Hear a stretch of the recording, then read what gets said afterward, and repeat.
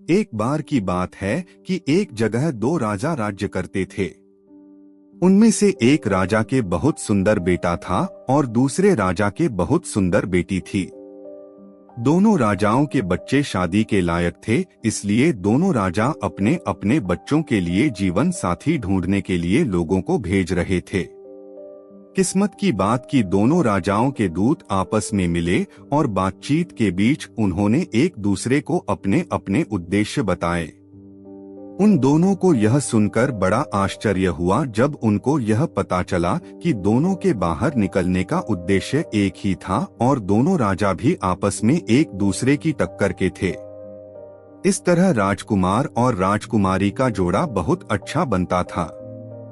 जब राजाओं ने अपने अपने दूतों से उनकी बात सुनी तो उन्होंने आपस में बात की और उन दोनों की शादी तय हो गई। एक दिन तय किया गया और दुल्हा दुल्हन के घर पहुंच गया। शादी की रस्में सब बहुत शानदार तरीके से पूरी की गईं।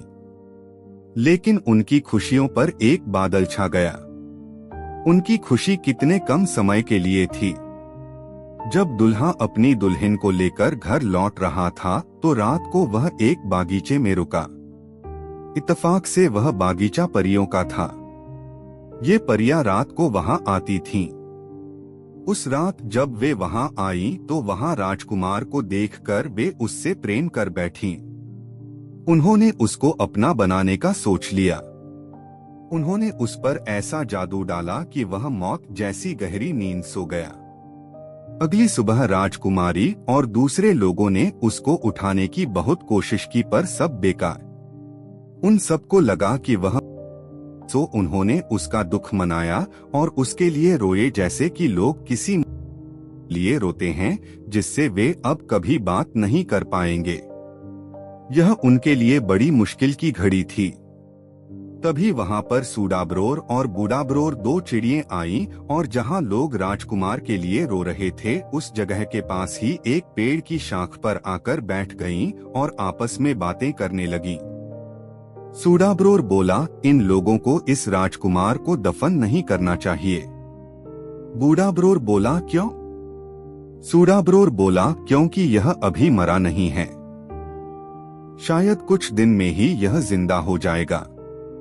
उनके ये शब्द राजकुमारी के कानों में अमृत की तरह से पड़े। उसने तुरंत ही यह हुक्म दिया कि राजकुमार के शरीर को वहीं पड़ा रहने दिया जाए जहां वह था। उसने उन सब से यह वायदा किया कि वह इस हुक्म की वजह उनको बाद में बताएगी। इस हुक्म के अनुसार राजकुमार के शरीर को उसी बागीचे में छोड़ दिया गया और बाकी सब लोग अपने अपने घरों को चले गए। दुखी दुल्हन और उसकी तरफ के लोग एक तरफ चले गए, दुल्हे की तरफ के लोग दूसरी तरफ चले गए। राजकुमारी के माता पिता को अपनी बदनसीब बेटी की बदकिस्मती की बात सुनकर बहुत दुख हुआ। राजकुमारी भी दिन रात रोती रहती। कोई चीज उसको कोई आराम नहीं दे पाती। हर पल वह राजकुमार के लौटने की बाट तकती रहती पर वह तो आया नहीं। आखिर जब उससे अपना दुख और नहीं सहा जा सका तो उसने अपने पिता से महल छोड़कर इधर उधर घूमने की इजाजत मांगी जहां भी उसकी इच्छा होती। हालांकि राजा उसको इस तरीके से कहीं जाने देना नहीं चाहता था पर अपने मंत्रियों की सलाह पर उसने उसको जाने की इजाजत दे दी। मंत्रियों का विचार था कि अगर राजकुमारी इसी तरह से यहाँ कुछ दिन और रही तो कहीं वह पागल न हो जाए। सो उनकी सलाह पाकर राजकुमारी बाहर घूमने चल दी। वह दुखी सी चारों तरफ घूमने लगी। हर आने जाने वाले वह पूछती रहती, क्या तुमने राजकुमार को कहीं देखा है? क्या तुमने राजकुमार को कहीं देखा है? इस तरह घूमते घूमते और राजकुमार के बारे में पूछते पूछते उसको कई दिन बीत गए पर कोई भी उसको राजकुमार के बारे में कुछ न बता सका। आखिर उसको एक बूढ़ा मिला। उसने उससे भी यही पूछा, क्या तुमने राजकुमार को कहीं देखा है? बूढ़ा बोला, मैं एक बागीचे के पास से गुजर रहा था कि मैंने वहां जमीन पर एक बहुत सुंदर लड़के को सोते हुए देखा। मुझे यह देखकर बड़ा आश्चर्य हुआ कि उस नौजवान ने आराम करने के लिए ऐसी जगह क्यों चुनी, सो मैं वहां रुक गया। कुछ पल बाद ही मैंने कुछ परियां वहां आती देखी। उन्होंने उसके सिर के नीचे एक जादू की छड़ी रखी तो वह तो उठकर बैठा हो गया और उनसे बातें करने लगा। कुछ देर बाद उन परियों ने वह जादू की छड़ी उसके पैरों के नीचे रखी तो वह फिर से लेट गया और सो गया। मैंने बस यही देखा। मेरी तो समझ में आया नहीं कि इस सब का मतलब क्या था। राजकुमारी बोली, आश्चर्य, क्या तुम मुझे उस बागीचे तक ले जा सकते हो जहां वह नौजवान सोया हुआ था? बूढ़ा बोला, हाँ हाँ क्यों नहीं, कहकर वह उसको उस बागीचे की तरफ ले गया जहां वह राजकुमार सोया हुआ था।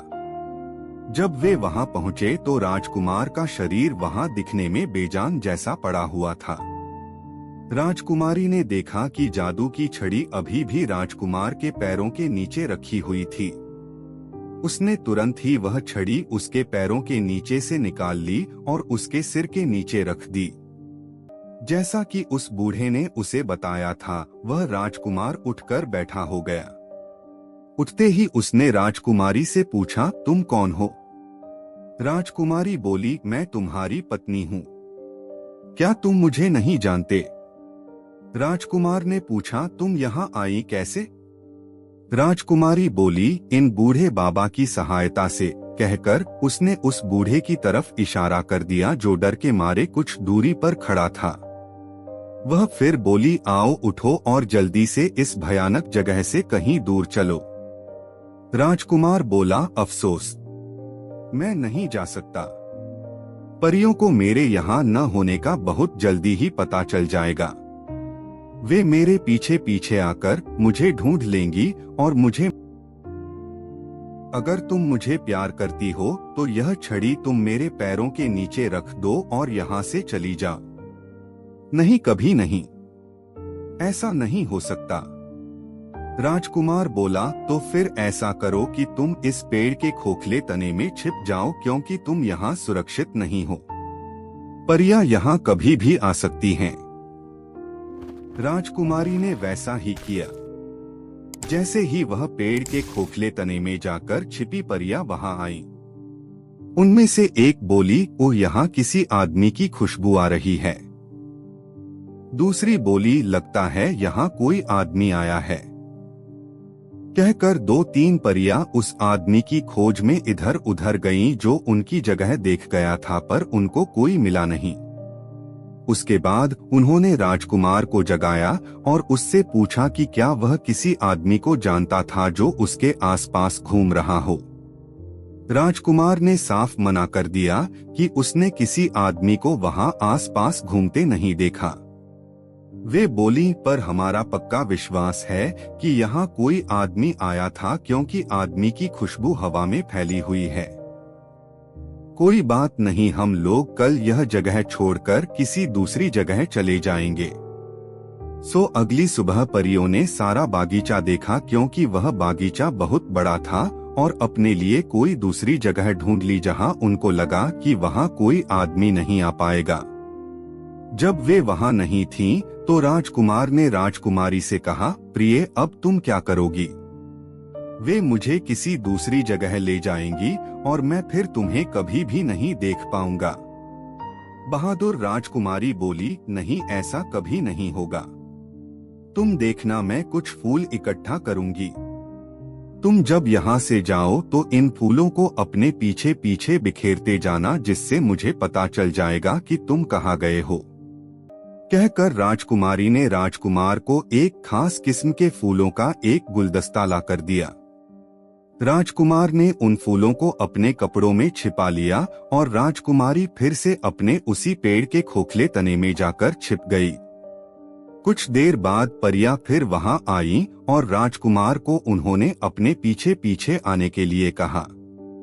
जब राजकुमार उनके पीछे जा रहा था तो वह फूल अपने पीछे फेंकता जा रहा था। अगले दिन राजकुमारी उन फूलों के सहारे चलती गई जब तक कि वह एक बहुत बड़ी और शानदार बिल्डिंग के पास नहीं आ गई, जो एक महल की तरह लग रही थी। यह एक देव का घर था जिसने परियों को भी बहुत तरह के जादू सिखा रखे थे। राजकुमारी बिना किसी डर के उस महल में अंदर चली गई। उसने देखा कि वहां अंदर तो कोई भी नहीं था, तो वह सुस्ताने के लिए एक नीचे से स्टूल पर बैठ गई। करीब 1 घंटे के बाद देव आया। राजकुमारी को देखकर उसने सोचा कि शायद वह उसकी बेटी है, जिसको एक दूसरा देव जबरदस्ती उठाकर ले गया था। वह उसकी तरफ दौड़ता हुआ बोला, ओह मेरी प्यारी बेटी, तुम वापस कैसे आई? उस नीच से तुम कैसे बच पाई?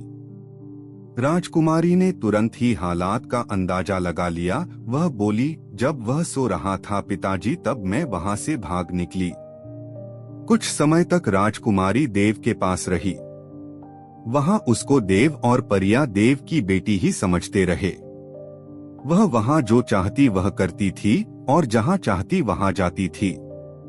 उसकी प्रार्थना पर देव ने उसको कई जादू भी सिखा दिए थे, जैसे किसी आदमी को मरा हुआ कैसे दिखाना, फिर कैसे उसे जिंदा करना, छिपी हुई चीजों का पता लगाना, आदि आदि। एक दिन उसने अपनी ताकत से यह पता लगा लिया कि राजकुमार एक परी के कान के बुंदे में छिपा हुआ है। उसने यह बहाना बनाया कि वह बुंदा उसको बहुत पसंद था, इसलिए वह उसको पहनने के लिए दे दिया जाए। पहले तो परी ने कुछ ना नुकुर की, पर फिर उसको देव की बेटी होने के नाते उस बुंदे को दे देना पड़ा, लेकिन इस शर्त पर कि वह बुंदा वह उसको अगले दिन दे देगी। राजकुमारी इस बात पर राजी हो गई। जैसे ही परी ने उसको अपना बुंदा दिया और वह वहां से चली गई, राजकुमारी ने अपने जादू से राजकुमार को उसमें से बाहर निकाल लिया। राजकुमार ने बाहर आते ही इधर उधर देखा तो राजकुमारी ने उससे पूछा, क्या तुम मुझे पहचानते हो या तुम मुझे नहीं जानते? मैं तुम्हारी पत्नी हूँ। तुम्हारे लिए मैंने अपने पिता का घर छोड़ा। तुम्हारे लिए मैंने उस बागीचे में जाने की हिम्मत की जिसमें तुम लेटे हुए थे। तुम्हारे लिए मैंने देव के मकान में घुसने की जुर्रत की। क्या तुम मुझे नहीं पहचानते? राजकुमारी बोली, आओ चलें। मैं तुम्हें अब बताऊंगी कि तुम्हें क्या करना है। देव और उसके सब आदमी यह समझते हैं कि मैं उसकी बेटी हूँ, जिसे कोई दूसरा देव उससे जबरदस्ती छीन कर ले गया था। अब मैं तुम्हें अपने पिता देव के पास ले जाऊंगी और उससे कहूंगी कि जब मैं उस भगाने वाले देव से बचने की कोशिश में भाग रही थी तो तुम मुझे मिल गए। तुम्हारी सुंदरता देखकर मैं तुम्हारे ऊपर रीझ गई और मैंने तुमसे शादी कर ली। मैं उसको यह भी बताऊंगी कि तुम एक शाही खानदान के हो, इसलिए वह हमारी शादी को मान ले। जब वह यह सुनेगा तो वह बहुत खुश होगा। तुम डरना नहीं, आओ और देखो कि क्या क्या होता है। राजकुमारी की बात ठीक निकली। पिता देव अपनी बेटी की शादी की बात सुनकर बहुत खुश हुआ। उसने अपनी बेटी की शादी की खुशी में एक बहुत बड़ी दावत दी, जिसमें उसने सारी परियों को बुलाया। राजकुमार और राजकुमारी देव के पास कुछ हफ्तों तक आनंद से रहे। फिर राजकुमार ने देव से अपने माता पिता से मिलने की और राजकुमारी को भी उनसे मिलवाने की इच्छा प्रकट की। हालांकि देव उन दोनों को अपने पास ही रखना चाहता था, पर फिर उसको राजकुमार को घर जाने की इजाजत देनी ही पड़ी। उसने उनके लिए बहुत सारी भेंटें इकट्ठी करके उनके साथ रख दी और उनसे जल्दी वापस आने के लिए कहा। और बहुत सारी चीजों के अलावा उसने उनको एक पीठ भी दिया, जिस पर जो कोई बैठ जाता था वह उसको उसकी मनचाही जगह पहुंचा देता था। यह राजकुमार और राजकुमारी के लिए तो बहुत ही काम की चीज थी। उन्होंने उस पीठ में अपना खजाना भरा और उसके ऊपर बैठकर देव और सारी परियों को विदा कहकर राजकुमारी के पिता के राज्य चले गए।